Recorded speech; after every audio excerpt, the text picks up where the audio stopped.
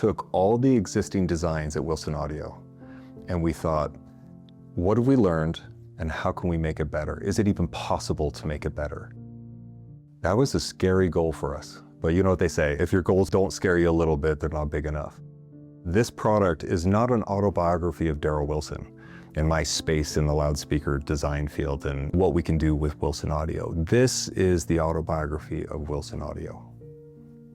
There's all new drivers, starting at the 7-inch Pentamag, which is an evolution of the Quadramag.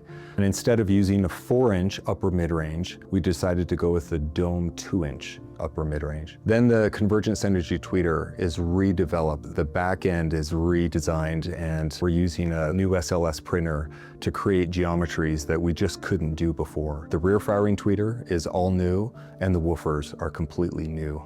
So when you look from top to bottom in terms of the drivers, absolutely everything is new.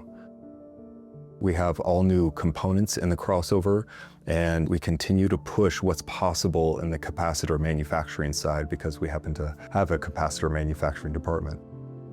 So we have brand new woofers. We have a 15-inch woofer and a 12-inch woofer. Those woofers, like back with the X1 Grand Slam, and as it's been formulated and developed and refined from the X1 to the X2 to the XVX and the Wham Master Chronosonic, we're using the same formulas to get the performance out of these dissimilar woofers using the same internal volume. Vern's done a brilliant job. Vern is our senior engineer here at Wilson Audio, and I really think only he could be the one that created this formula. It's very complex math. And at the end of the day, a formula doesn't get people excited.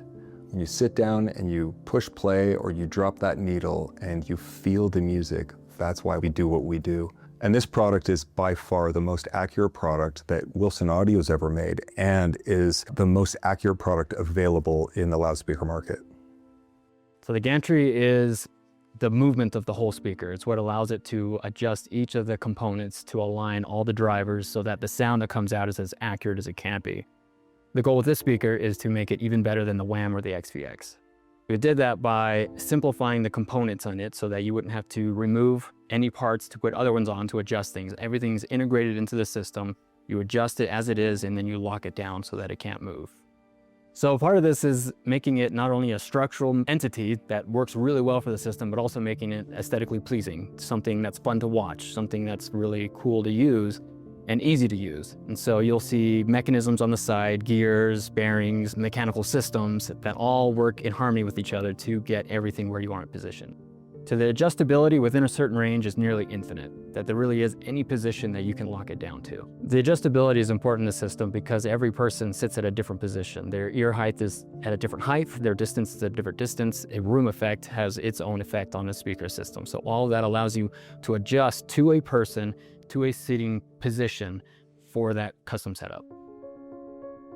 So as we looked at Autobiography, traditionally what we've done is we've coupled a 7-inch mid-range driver with a smaller mid-range driver. When we do that, the rotation of those two modules together is always driven by one or the other. And then the fore and aft adjustment, we're able to get very precisely aligned. What we wanted to do in this is we decided to look at it a little bit differently. What would happen if we took the tweeter module and actually flanked the smaller modules on either side of that? That's not something we had done before. It had some advantages. Number one, it did allow us to bring the drivers closer together. But as we modeled that, we wanted to make sure that we maintain the integrity of the tweeter module being precisely aligned at all times, both fore and aft and in the rotation. So luckily, as we modeled it virtually, we were able to position those 2-inch mid-range drivers in the Autobiography to where they remained precisely aligned with the tweeter, provided that the tweeter module had an independent fore and aft adjustment. One of the other design parameters that we also wanted to do that in the rotation. The end result is that we have a product that we can precisely align every single module, fore and aft, and its rotation. Another new thing was the aesthetic design, and we really wanted to incorporate a lot of the beautiful metalwork that we've done that we typically find on the back of our other products. We wanted to bring that to the forefront. The other enhancement that we made is we started adding some metal to many of the enclosures. If you look at the woofer cabinet, the mid-ranges, they all have some element of metal on that. And a lot of that was to provide a visual cue that we find really beautiful and a little more intriguing and exciting. We've successfully made the time alignment of this product absolutely zero. We've never been able to do that before. This is the most accurate product we've ever created, designed, or conceived. There's a lot to celebrate.